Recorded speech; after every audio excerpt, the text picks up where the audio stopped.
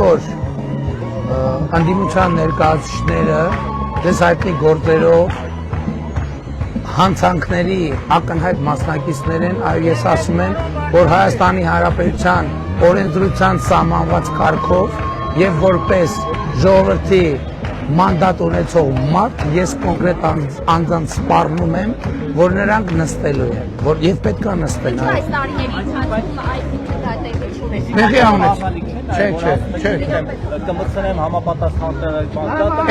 Այդ ֆիզիկական սպառնալիք կարա լինի այն մասկեքով ելույթ ունեցողների։ Այո, ֆիզիկական սպառնալիք է, որտեղ պոլերով ենք տալու դրանք, սատկացնելու ենք։ Ոչինչ, դրանից հետո իրավապահները գնահատական, ես ասում եմ, հետո որ մասկեքով ավտոմատ ուսներին դրած խոսում են, ես դրանց հատ գտնելու եմ ու սատկացնելու եմ։ Բարիս իրավական հերթին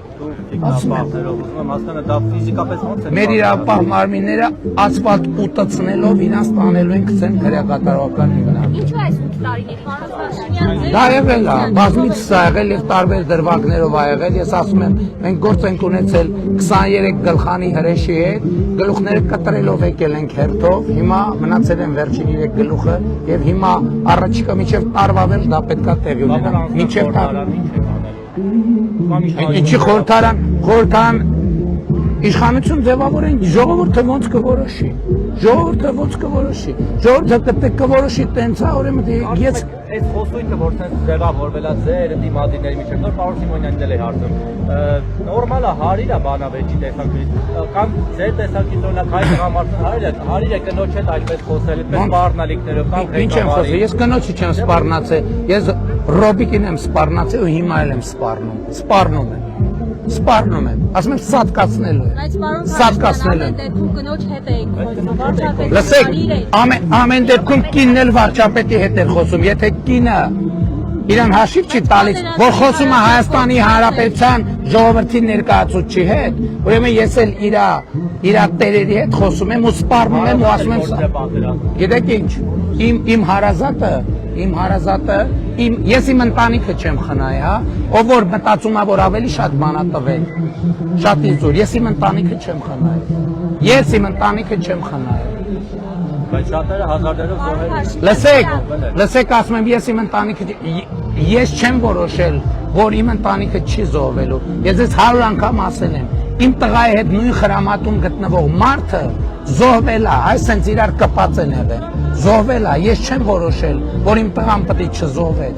Եվ ես իմ ընտանիքը չեմ խնայել, ոչ մի բան չեմ խնայել։ Եվ ասում եմ, այն մարդիկ,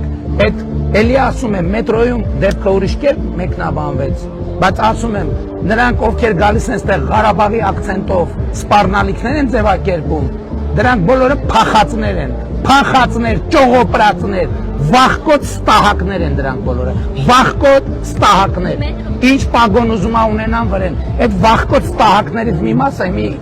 դատվում է, ու նրանք է պետք է դատվեն նստեն, ու այն դատական մաֆիաները, որ նրանց անընդհատ ազատ են արձակում, այդ որ բարձունքներ են տվել, այդ որ դիրքեր են տվել, որ ինձ մեղադրեն, որ իշխանափոխություն անեն, գլուխները պատին։ Դատարանները ինչու են մինչև հիմա դեռ իրանց եք մեղադրում, որ չեն կարող vetting, որովհետև սահմանադրությունը թույլ չի տվել։ Դրա համար էլ ասում ենք սահմանադրությունը պետք է փոխվի եւ բոլոր դատավորների կարգավիճակը պետք է դառնա դատավորի։ Ես մետրոյի խոսույթի համար զղջում եմ, որ ես երեխայի ներկայությամբ այդ խոսույթը ունեցա եւ այդ տիկնոջ հետ խոսել, չնայած հետո պարզվեց այդ կինը ըստ էության այդ քրեա օլիգարխիկ կլանի ընտանիքի անդամ է, բայց ես կնոջից ես բոլոր կանանցից ներողություն եմ խնդրում, բայց ասում եմ սիրելի կանայք, այդպես խոսա, գտանեին կսատկացնեին, գտանեին Պողոսյան կար, հերիք եղավ բոլ եղավ։ Հայաստանում, որտեղ բնակիչ ուզում է լինի, ուրեմն թող իրան հաշիվ տա, որ խոսում է Հայաստանի վարչապետ հետ։ ԿՊ-ն թող իմ հարցը քննի եւ միջոցներ տնի։ Այո, մտնում է, նրանք ովքեր ուզում են ժողովրդավարություն օգտագործեն ժողովրդավարության դեմ, իրանց սպառնում եմ կոնկրետ, ասում եմ Կալուգացի օլիգարխին, Ծառուկյան Գագոին, Քոչարյան Ռոբերտին, ոտերի տակ ընկնող Սերժին սպառնում եմ կոնկրետ, ասում եմ, ես ձեզ սատկացնելու եմ ու ծնկի եմ բերելու, ես ձեզ կզցնելու եմ։